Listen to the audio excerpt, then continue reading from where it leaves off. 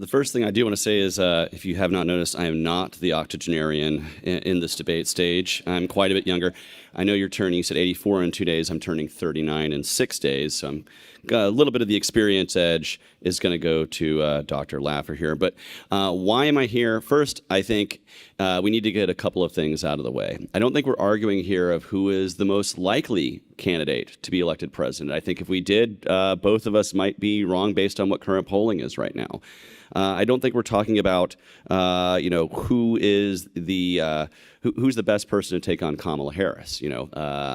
I think if we were arguing that, there might be a different story. Here we're arguing over who would be the best choice for president. Your choice doesn't mean who's going to win. It means who has the best policies, who do we think would be the best ideas forward leading in Washington, D.C. I would argue that would be me. Obviously, I'm running for president. And the reason is because I think much of what the libertarian principles and libertarian platform put forward are things that we just don't hear out of Washington, D.C. these days. More and more, we feel like the Republican Party and the Democratic Party are really just two wings of the same bird. They are both very much interested in pushing their agenda, using the power of government, and in doing so, rack up debts and deficits every single year that we're seeing the effect of.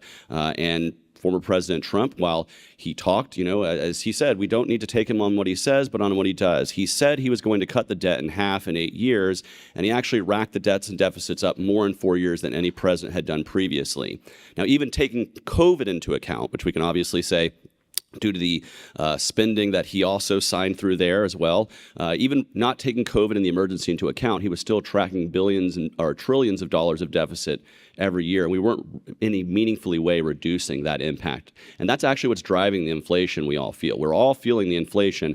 I think it's wrong to attribute it solely to Joe Biden because much of the inflation we're feeling is also the debt and deficit spending of the previous administration. This is why I argue we have to actually balance our federal budget. We actually have to cut enough of government to where we're not taking in, or we're taking in more than we're spending each and every year. This is something every American household has to do. And we're feeling the impact year over year. The inflation is something that is driving many people's reason to get out and vote. And unfortunately, neither of the major party candidates have any meaningful way to reduce inflation. I ran for Senate in 2022, and I ran against a guy named Raphael Warnock. And in our entire debate, he kept touting the Inflation Reduction Act, the Inflation Reduction Act. Well, we did this with the Inflation Reduction Act. And the only thing it didn't do was reduce inflation.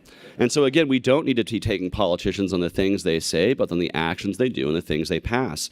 Now, we can look at what happened with the Trump tax cuts. Now, the Trump tax cuts did not produce the outcome of the Laffer Curve. They cut taxes. We did not get the corresponding growth or the corresponding reduction in spending.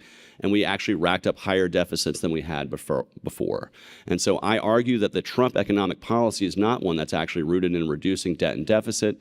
Because if it were, he would be honest and talk about what is the highest driver of spending in this country and our federal budget. And that is the entitlements. That's Social Security, Medicare, and Medicaid. And those are things that Donald Trump has promised to not touch at all. He said, I won't mess with it at all. And I understand why he does this. Cynically, he does not want to lose the older voters who feel like their Medicare, their Medicaid, or their Social Security will be threatened. But for younger voters like myself, we see that and we say, hey, why can't we fix these problems before it falls off a cliff? Because right now we're all paying into a Social Security program that people my age are just probably not going to get to see the benefits of in any real meaningful way. And so for me, if we were being serious about getting the economy under control, getting spending under control, producing a growth environment that doesn't involve trillions of dollars of debt and deficit spending, we would have a president that would address these issues. Sadly, we do not. What we do, he's just running as the libertarian candidate, which is why I argue Donald Trump is not the best choice for president. I'm also a pro-free trader. I work in, before I got into politics, I actually worked for a large maritime logistics firm. My job was directly dependent on global trade because it was about facilitating moving goods from one part of the world to the other. And Donald Trump, and through his tariffs and through his economic policy, has inhibited this, particularly with trade with China, which is one of the largest trading partners we have. They're the largest producer and exporter in the world, and they're somebody that we want to continue trading with, because when you're trading with people, I'd rather trade goods than bullets with people. And I think if we continue to invest in a relationship with China, we can actually stave off the possibility of one day having a war with China. And so I think we actually need to tear down these protectionist trade barriers, because ultimately tariffs are not paid by China. They are paid by each and every one of us when we buy goods. They make the cost of buying things more expensive. That makes the cost of running your business more expensive. It means you have to charge people more money, and again, leads to inflationary practices. I want to keep costs low by supporting free trade 100%. And I think oftentimes this is done out of this protectionist nature of, well, we need to protect American jobs. Like I said, I worked in the maritime trading industry.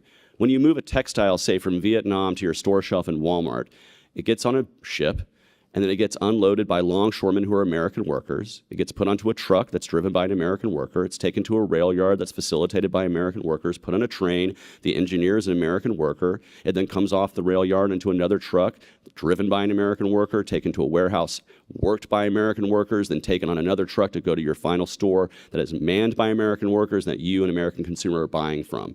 Global trade and free trade creates American jobs in this country. It creates prosperity, and it lowers the cost of doing business across the board. This is why we need to have a president who supports these things, instead of having protectionists whispering in his ear, telling him what he thinks is good and what he thinks will punish China and what he thinks will harm other people.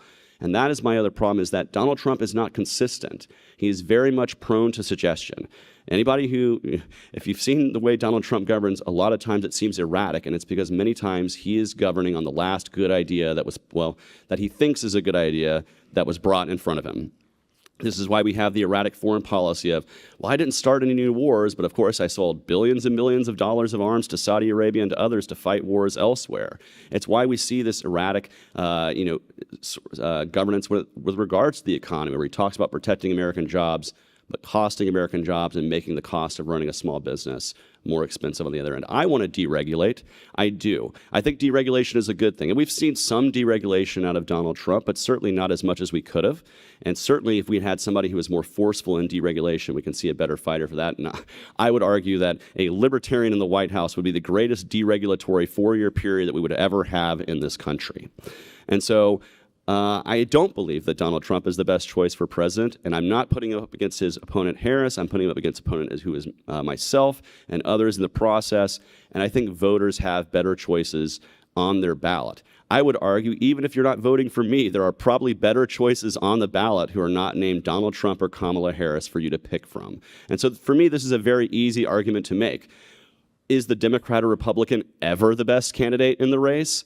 I would argue not very often, because the Democrat and Republican parties are corrupt to the very core, and they actually push the lowest quality candidates forward each and every election, which is why we have less and less quality, less and less approval of these candidates as we go forward, and it's because the system itself is corrupted. People will always accuse me of being a spoiler because I'm a libertarian. They say, you're going to take votes from somebody to help somebody else win, you're a spoiler. And my response to that is always the same. I can't spoil something that's already completely rotten to the core. And that is our two-party system as it exists in Washington, D.C.